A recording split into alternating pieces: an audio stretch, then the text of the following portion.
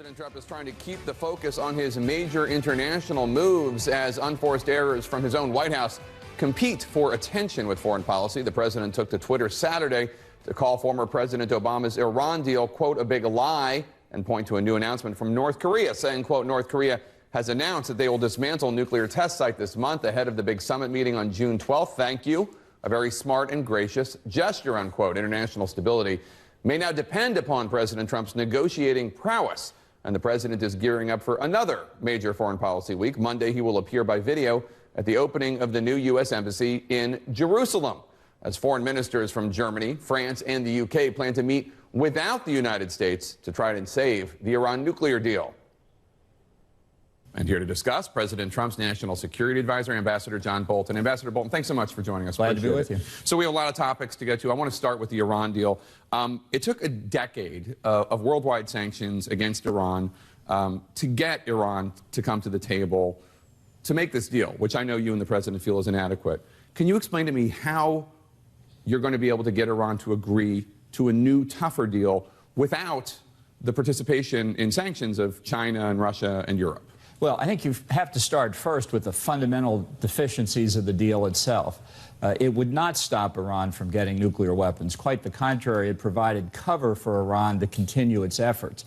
And if it had continued, it would have given Iran extraordinary economic benefits without any guarantees of Iranian performance. So the rationale for getting out of the deal is that it was contrary to American national security interest when we entered into it, and it hadn't gotten any better with age. Can I just poke for 1 second? When you say it provided cover for them to create a nuclear program, you're talking about the sunset provisions that allow Iran, I'm just seeking clarity here, that allow Iran in 7 or 8 years to commence again a nuclear energy program? Well, I think the sunset provisions were clearly a mistake, but I think Iran had never made a strategic decision to give up nuclear weapons. I think it was testing the limits of the deal's provisions, exceeding them in some cases. Its ballistic missile program, which continued essentially unchecked, was proof that what they were seeking was delivery systems for the nuclear weapons. So the president has to make a decision where America's national interests lie, and it did not lie in continuing this deal. Now, the consequence of the United States getting out of it is to reimpose all American sanctions as they were before the deal came into effect. And I think what we've seen is that Iran's economic condition is really quite shaky, so that the effect here could be dramatic. And I think there's another important point here that the president has made. Because of the deal, Iran was able to take advantage of turmoil in the region to advance its interest all across the Middle East, in Iraq, in Syria, in Lebanon, in Yemen, so that the consequences of being able to sell Iranian oil without restriction on the international market were providing them resources not just for their nuclear program, not just as the world's central banker of international terrorism, but conventional hostilities across the region as well. Okay, so I take your point on that, but still, the United States imposing economic sanctions is a far cry from the United States and China and Russia and Europe imposing economic sanctions. The U.S. essentially, at least as of now, going it alone. How will that force Iran back to the table? But we're not going it alone. We have the support of Israel. We have the support of the Arab oil-producing monarchies and many others. And the consequences of American sanctions go well beyond goods shipped by American companies. Because of our technology licenses to many other countries and businesses around the world, as those sanctions kick in, it will have an even broader effect as well. So President Trump said this week that, quote, any nation that helps Iran in its quest for nuclear weapons could also be strongly sanctioned by the United States. Is the United States going to sanction European companies that do business with Iran? I think the issue here is what the Europeans are going to do. If they're going to see that it's not in their interest to stay in the deal, we're going to have to watch what the Iranians do. They'd love to stay in the deal. Why shouldn't they? They got everything they wanted from the Obama administration. But I think the Europeans will see that it's in their interest ultimately to come along with us. With all due respect, I've been speaking to European diplomats, and that's not the impression I get. Well, that's not the impression now. They say they're going to stay in the deal. And they may try to do so, in part because I think despite the complete consistency of President Trump in his opposition to the deal. Opposed to it as candidate Trump, opposed to it as President-elect Trump, opposed to it as President Trump. Many people, including apparently former Secretary of State John Kerry, thought that we never would get out of it. Now, I don't know how to explain why people could miss what the president was saying. So I think at the moment there's some feeling in Europe that they're really surprised we got out of it, really surprised at the reimposition of strict sanctions. I think that will sink in, and we'll see what happens then. The president's very clear. He wants to discuss the larger threat posed by Iran around the region. And this is what he discussed with President Macron. He's talked about it with Chancellor Merkel. He's talked about it with Prime Minister May.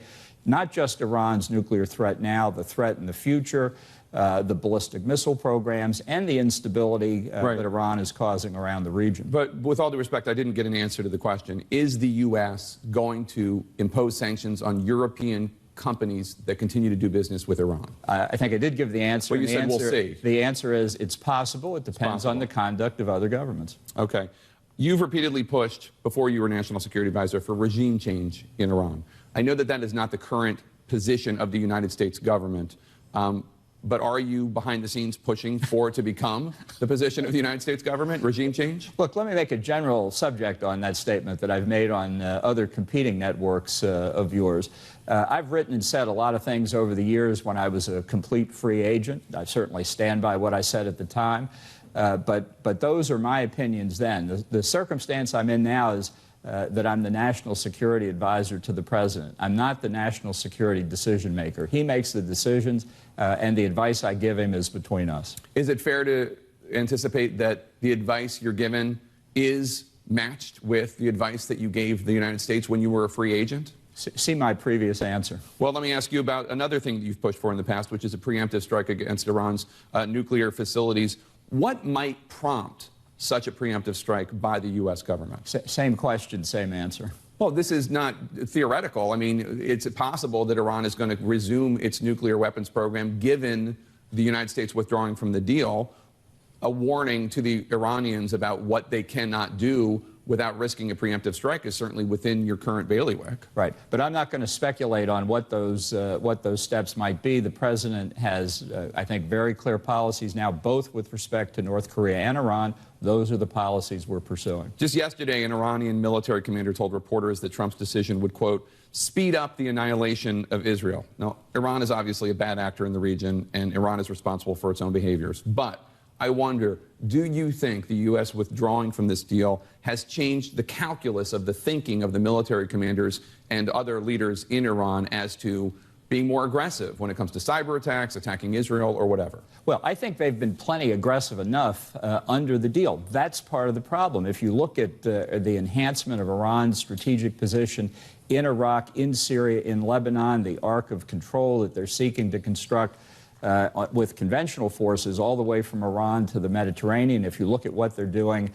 in Yemen to support the Houthi rebels, to gain a position of control there behind the lines, in effect, of Saudi Arabia and the other oil-producing monarchies, they have used the obsession with the nuclear deal to continue to expand and threaten dominance throughout the Middle East. I think getting out of the deal says to Iran, those happy days are over from the U.S. perspective.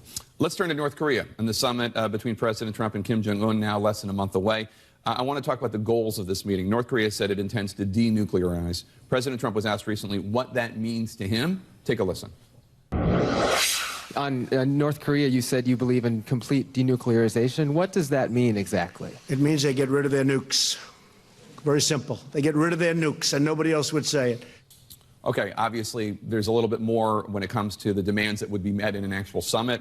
There's missile capabilities, there's uranium enrichment, there's international inspections. Can you clarify, heading into these negotiations, exactly what does complete denuclearization mean? Well, I think the phrase that we've used and continue to use is complete, verifiable, and irreversible denuclearization. You can look at some other commitments that North Korea made in the past and didn't live up to as helping to define what that means. For example, in the 1992 Joint North-South Denuclearization Agreement, North Korea committed to give up both the front and the back ends of the nuclear fuel cycle, both uranium enrichment and plutonium reprocessing. So On the denuclearization side itself, that means all aspects of their nuclear program. Clearly, the ballistic missile program, as with Iran, with the intention of being a delivery system for nuclear weapons, that's got to go. I think we need to look at their chemical and biological weapons programs as well. The president's going to raise other issues, the Japanese abductees, the South Korean citizens who were kidnapped. So there are a lot of issues to discuss. Secretary Pompeo and his successful trip to Pyongyang, just returned last week, foreshadowed that. We'll look to see if there are discussions in the next few weeks that lay it out in more detail. But it's an ambitious program, and that's why it's important to test whether, in fact, North Korea has made a strategic decision to give up weapons of mass destruction. Ambassador Bolton, stay right there. I have more questions for you about North Korea and more, including how President Trump is preparing for his meeting with Kim Jong-un. Stay with us. And we're back with U.S. National Security Advisor John Bolton. Ambassador Bolton, we were just talking before the break about the summit with North Korea. I know that you and President Trump have made it very clear that reducing American troops in South Korea is not on the table. So what is the U.S. prepared to offer North Korea in exchange for denuclearization? Is it just sanctions relief? Might there be an embassy in Pyongyang? Might there be economic aid? Well, I wouldn't look for economic aid from us. I think what the prospect of for North Korea is to become a normal nation, to behave and interact with the rest of the world the way South Korea does. And if you've ever looked at a map of the Korean Peninsula at night or a picture of the North Korean Peninsula at night, the contrast between North and South Korea is the most stark of any. Lights, darkness. Exactly. You can't tell North Korea from the Yellow Sea or the Sea of Japan on either side of it. So the prospect for North Korea is unbelievably strong if they'll commit to denuclearization. That's what the president's going to say. I think the vision is clear, and we'll see whether Kim Jong-un is up to it. A great moment a few nights ago when Secretary of State Mike Pompeo brought back the 3 American prisoners from North Korea. I do want to point out, in 2009, when former President Bill Clinton went to North Korea during the Obama years to argue for the release of 2 American journalists who had been captured by the North Koreans, you wrote in a Washington Post opinion piece, quote, "In Pyongyang's view, the 2 reporters are pawns in the larger game of enhancing the regime's legitimacy and gaining direct access to important U.S. figures. So the Clinton trip is a significant propaganda victory for North Korea, whether or not he carried an official message from President Obama." Was that different from what Secretary of State Pompeo did, bringing home these 3 detainees? Was that not also a propaganda victory? Well, it's a fair question, but the answer is it is completely different. Because of the president's maximum pressure campaign, North Korea has come to a point that they never reached under any prior president. And I think what they did here was concede that holding these 3 Americans as pawns in a propaganda game wasn't getting them anywhere. So they came out without precondition. It was the right thing to do.